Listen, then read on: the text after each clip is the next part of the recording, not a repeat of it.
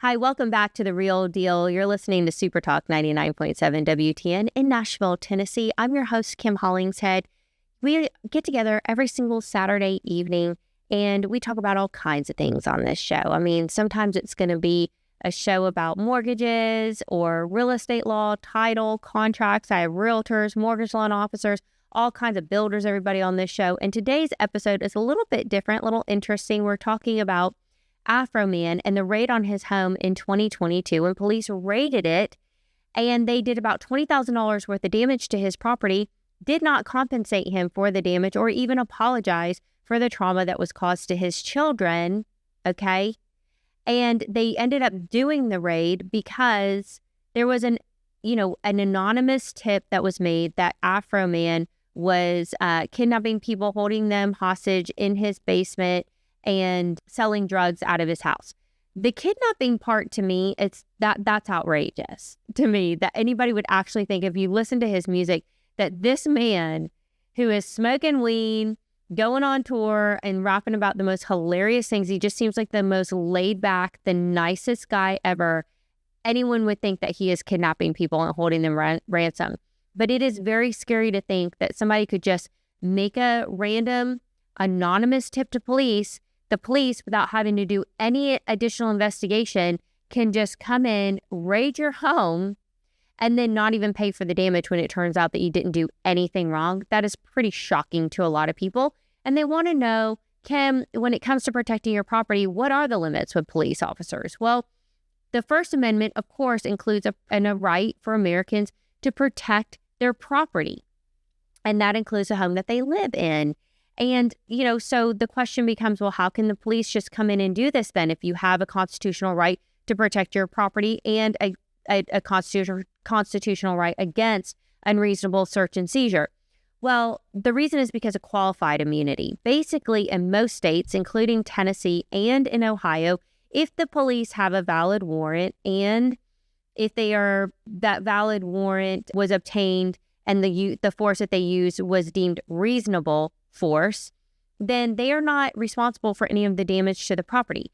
So here in this lawsuit, Afroman actually lost on his claim that the police used unreasonable force. He lost on the claim that the police warrant was invalid. Okay, he lost on both of those.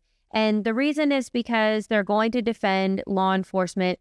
They do not want to chill law enforcement and make it to where it is so prohibitively expensive for them to ever make mistakes. Okay, so that's just where the law lands on it. Fair, unfair, that's just where it is.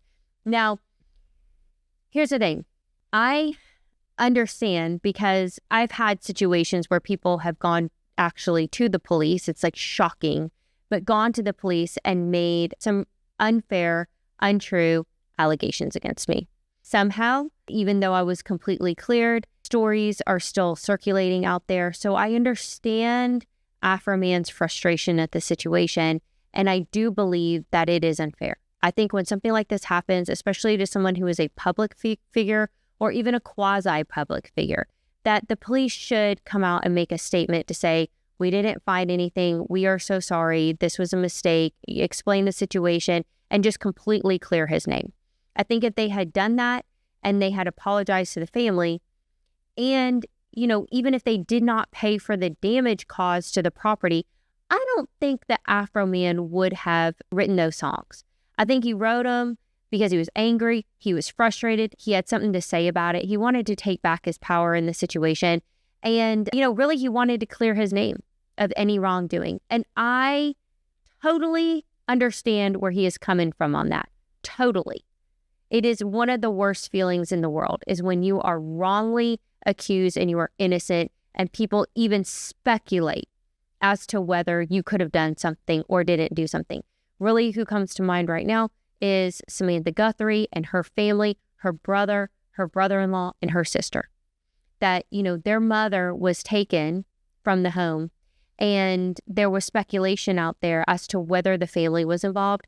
And you can see in an interview that Samantha gave just the pain and the humiliation, the embarrassment, how unfair that accusation is when this is their mother whom they love dearly. I cannot believe that anybody would make those accusations. Of course, journalists and law enforcement are going to say, well, we have to take a look at the family. Of course, we have to take a look at the family. Sure. But then if you're going to take a look at the family, make it very clear to everybody, come out with statements, especially with her being a public figure. I think they should have come out with something to say, absolutely not. Let's just be extremely explicit here. We want to make a separate statement to completely clear this family because it is extremely painful, especially when you are the victim. Extremely painful when that happens to you. So I understand where he was coming from, and I do think that the police should have done something to help mitigate the harm that was caused. So look, this is what I want to do. I want to bring this case home to Tennessee because it's great. We're not here to learn about Ohio state law. We're here to learn about Tennessee state law. So what is it that we need to know about protecting our right and what would have happened in a situation if they were in the state of Tennessee?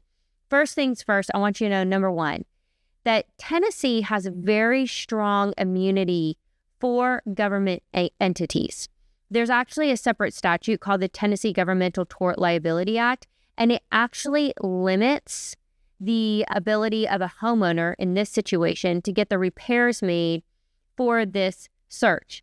Because not only do they have to say, do the homeowners in Tennessee have to say that it was unreasonable or that it was an invalid warrant, they actually have to go a step further. In Tennessee, you have to prove that they had malice in raiding your home and causing the property damage. Only then and then can you claim any kind of damages for that. Number two, the second thing is I want you to know that Tennessee has something called the Tennessee Anti-SLAPP law. SLAPP stands for Strategic Lawsuit Against Public Participation. And what this law does is it prohibits not just government officials, but anybody. And really, this is targeted at wealthy individuals, okay? People who have the means to go around suing people all day. It prohibits wealthy people from being able to bring defamation lawsuits just to silence their victims. Now, I love this law, okay? I consider this to be a form of legal abuse whenever you have false claims that are filed against you. It's extremely serious. And I'm glad that in Tennessee, we've taken some steps to protect people.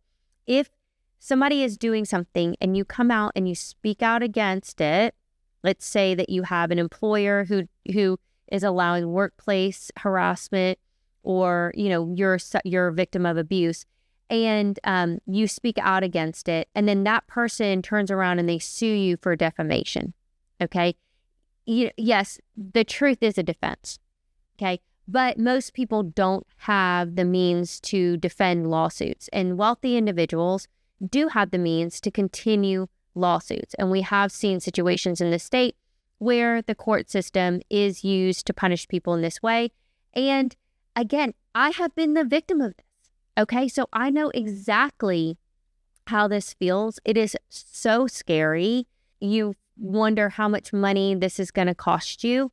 And it's just terrifying to know that your name is out there in a divorce filing for claims that are completely untrue or in a lawsuit for something that's completely untrue so that they can use the legal system to silence you because they don't want whatever it is that you have to say to come out in the public light. So they smear your name and they discredit you.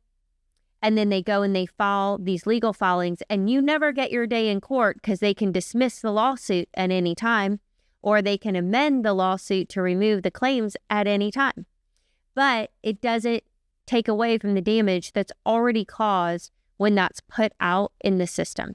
So in this case, if Afroman had been sued by these police officers in Tennessee, it's actually a better result for him because he would have had that lawsuit dismissed immediately, and the officers involved would have had to pay for his attorney's fees when they lost. And in Ohio, they didn't. So Afroman, even though he won, he still paid all of the attorney fees for this one. Guys, when we come back from the break, we're going to pick up on a couple of more differences between Ohio and Tennessee and go over how this lawsuit would have shaken out if it was done in this state, the free state of Tennessee. We'll be right back.